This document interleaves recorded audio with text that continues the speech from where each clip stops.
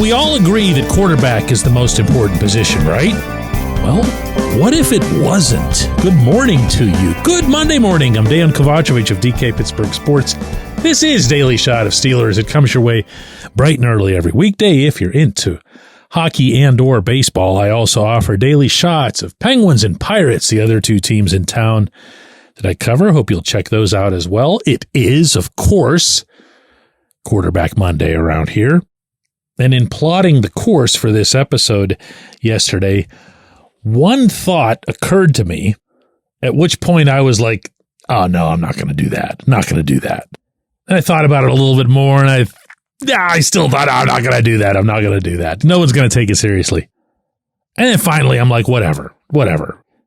We're still a couple of weeks out from Latrobe. There's no availability, no access to anybody associated with the team. Let's give it a shot. What if only to buy time for the Arthur Smith offense to really take root, the quarterback position was rendered a lot more moot than it usually is. That's not any kind of shot at Russell Wilson or Justin Fields or Smith for that matter. I'm not even going to begin forming opinions on how any of those individuals do until real games begin, because we all know, say it with me, preseason doesn't count. But the regular season games do, and as I've been expressing to you for a while now, I have a concern about the first 4 to 6 weeks, not because of the schedule or the opponents or the travel or any of that stuff, but because there are so many new and moving parts involved in this offense that I find it unfathomable that they could just come out firing on all cylinders. A new and extremely young offensive line, still an unknown as far as your main possession receiver. Pat Freiermuth elevated to an unprecedented level of receiverdom, I guess you could call it. 2 new quarterbacks, a new coordinator, a new playbook. And yeah, getting out there for a handful of series over 3 exhibitions isn't going to do it. A month in Latrobe isn't going to do it. And since those games count in the standings, meaning the first few in the regular season, you still want to win them even while you're getting better, right? Okay, so stay with me on this.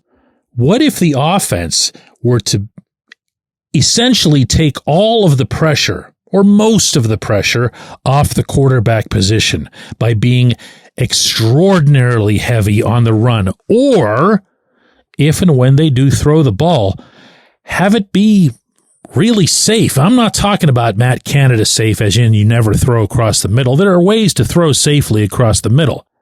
And I'm definitely not in favor of a whole bunch of sideways this, sideways that, although for the record, Russell Wilson was doing a lot of sideways last year in Denver.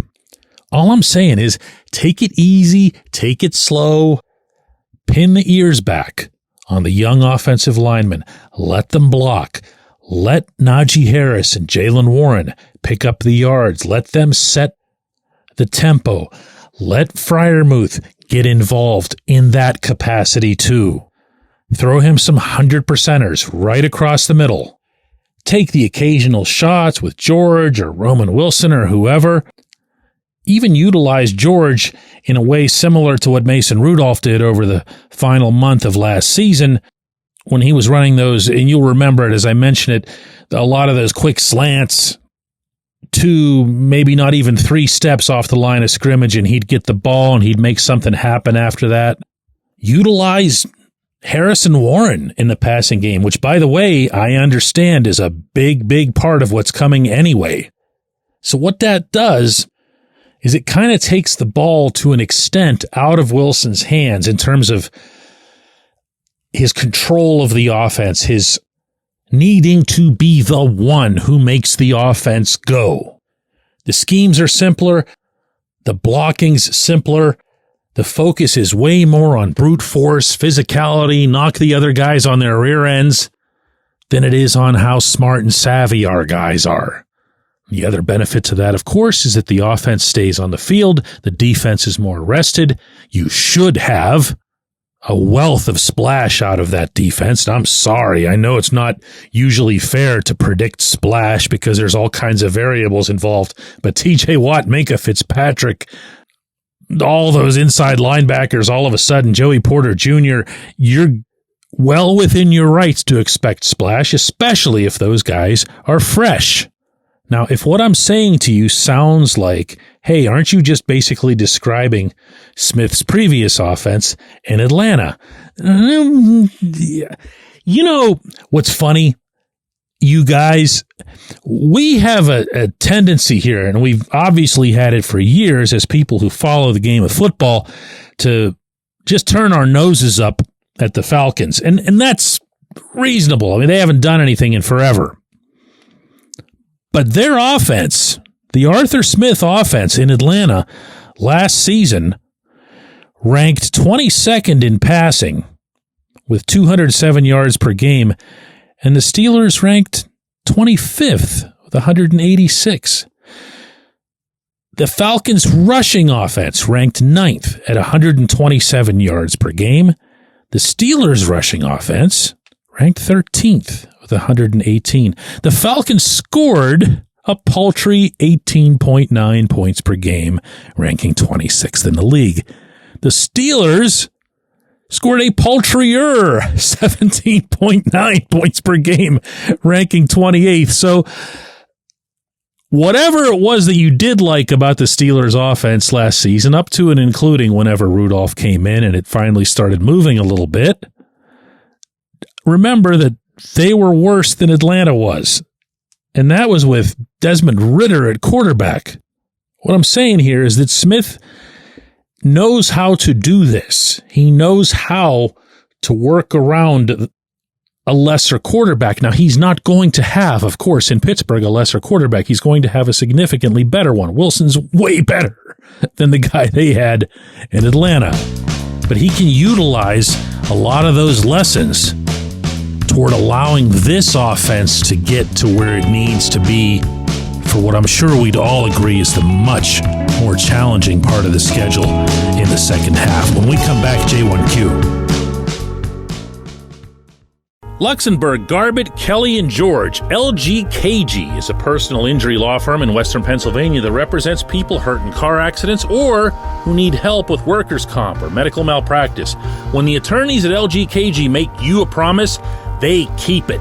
They've been keeping promises in our region for over 80 years. LGKG's been AV rated, the highest rating a law firm can receive, and they've been designated super lawyers. That's actually a thing for over 15 years.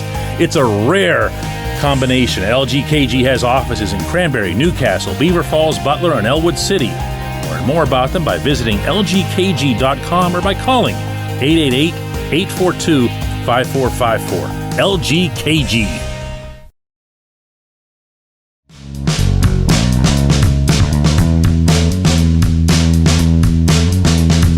Today's J1Q is in response to the subject that I was hitting on last Friday's episode about the pluses and minuses of having such a young offensive line.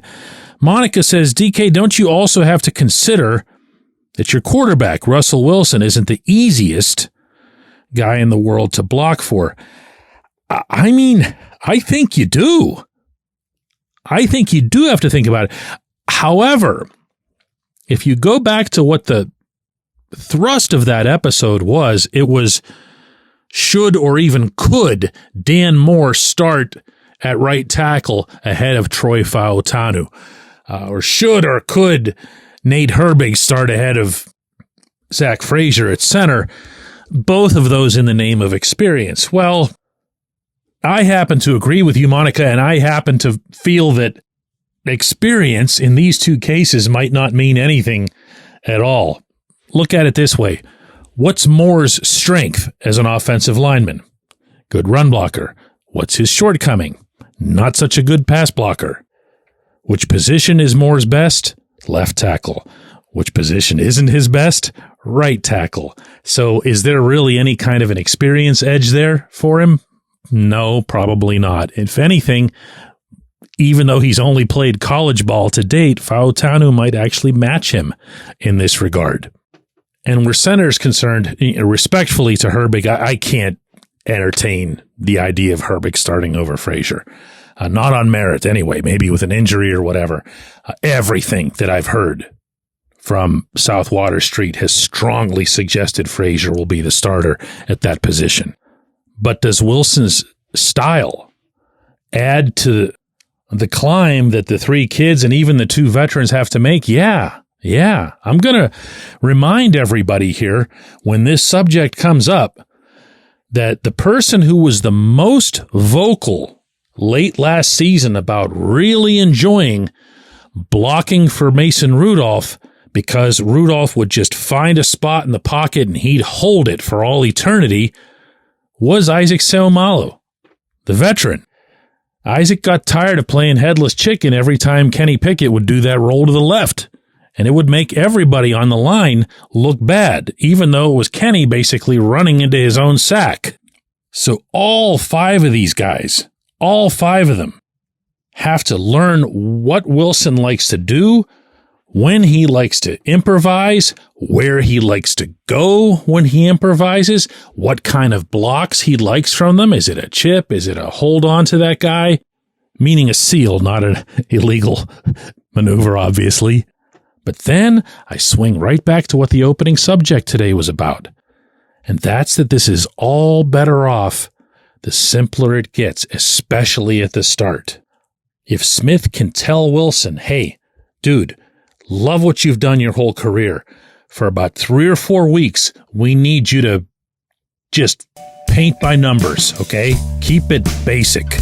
It's going to be best for all of us. And then once we get through the month or even through a bye week or whatever it is, we're going to be ready to really let loose. But we got to build this foundation first. I appreciate the question, Monica. I appreciate everybody listening to Daily Shot of Steelers. We're going to do another one of these tomorrow.